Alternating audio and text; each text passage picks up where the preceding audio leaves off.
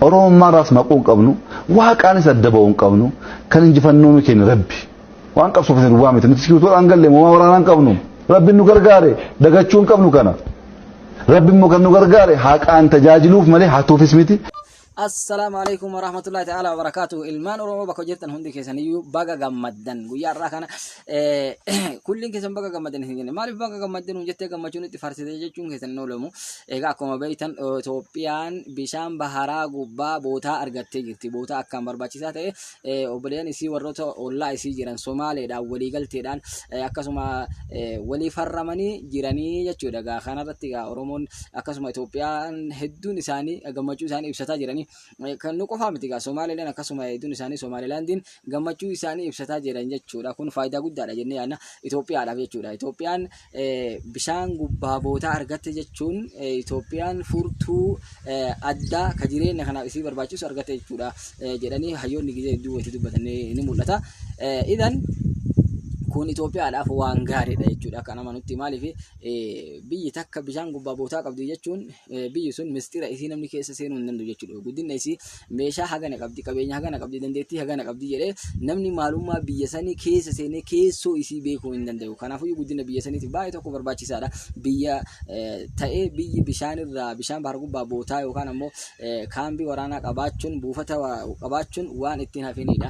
Guddina biyya saniitiif jedhanii akkasuma har'aan tana Itoophiyaalleen argattee jirti fadhila alhamdu washukru akkuma muummee ministeera biyyattii jedhee wanni jennu takka hin jirtu nama faarsuu nama galeefteeffachuu osoo hin taane duraan dursee ka barbaachisu ka hunda olitti namarraa eegamu rabbii guddaadha alhamdulillahi rabbil alamin jechuudha. Wanni goonu hin jiru galata rabbii jechuu malee wanni biraa ka jennu hin jiru akkuma muummee ministeera Itoophiyaa jedhe sun akkasuma nulleen akkasuma jenna alhamdulillahi rabbil alamin maaliif alhamdu sayyidul lil mawjudi wa qaydul lil mahqudi faaru jechuun ka qabdu san akka inni sibira ta'u goote kan qabne ammoo addisi biraa siif fidii jechuudha. Gara biraatiin ammoo Itoophiyaan bakka kana bishaan kana argachuu irratti fakkeenyaaf eegamtaa Arabootaatii fi akkasuma biyyoonni adda Eeshiyaa keessa jiran hedduun isaanii waan kana qeeqaa jiranii akkasuma dhiibbaa garagaraa irratti taasisaa jiran jechuudha. Akka yoo chaanala isaanii jala deemtanii ilaaltan arguun keessan ni mala jechuudha.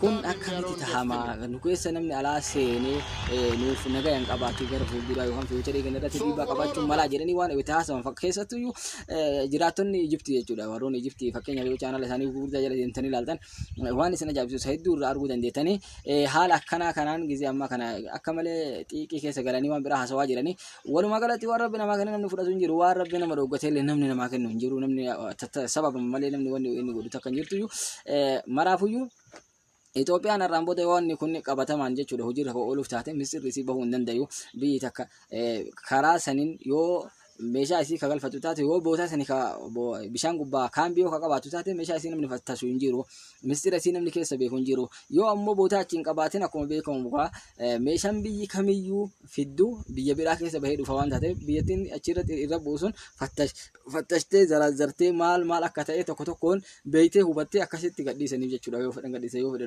dhoogullee danda'ani.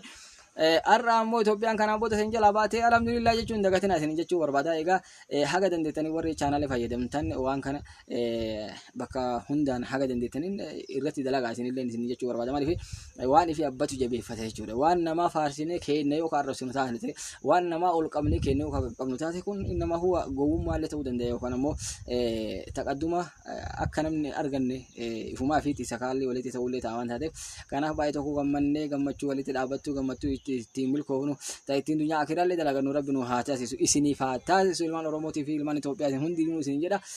Obboleessa keessan Albaa Husseiniin jedhama. Chaanala kana subscribe like share gochuudhaan akka jajjabeessan isin asumaan isin dhamadha. Wassalaamu alaikum warahmatullahi ta'ala wabarakaatuh fi amaani. Oromoo ras maqoon qabnu waaqaan isa dabaa'uun qabnu kan injifannoo keenya rabbi waan qabsoof isin waamite nuti sikiitoodhaan galle moo waraanaan qabnu rabbi nu gargaare dagachuun qabnu kana rabbi moo kan nu gargaare haqaan tajaajiluuf malee hatuufis miti sobuufis miti kan biraa dhiibuufis miti hin dhiibnu hin hannu hammannee hunda qabanne sirna dimokiraasii ummanni keenya jalqabarraa uume sana Itoophiyaa keessa dagaagsuu hin danda'amu. Dimokiraasiin Itoophiyaaf hin barbaachisa, walqixxummaan hin barbaachisa, bilisummaan hin barbaachisa. Kun Oromoof miti hundaaf barbaachisa. Yoo ollaan nagaa buluu baate akkamitti nagaan bultaati? Ollaa nagaa bulchuun baay'ee murteessaadha. Ollaa wajjin nagaan bulla akkaataa kanaan deemnaan sabni kun qabsoon fagoo deemuu danda'a, biyyi kun fagoo deemuu danda'a. Qabeenya baay'ee qabna, dandeettii baay'ee qabna. Tokkummaan keenya eegamee wal jaallanne wal gargaarree adeemuu dandeenye jennaan fagoo deemuu dandeenya. Inaaffaan jiraatee honnaano inaaffaan nama nyaata. Inaaffaan kaansariidha. Inaaftee jennaan hattee jennaan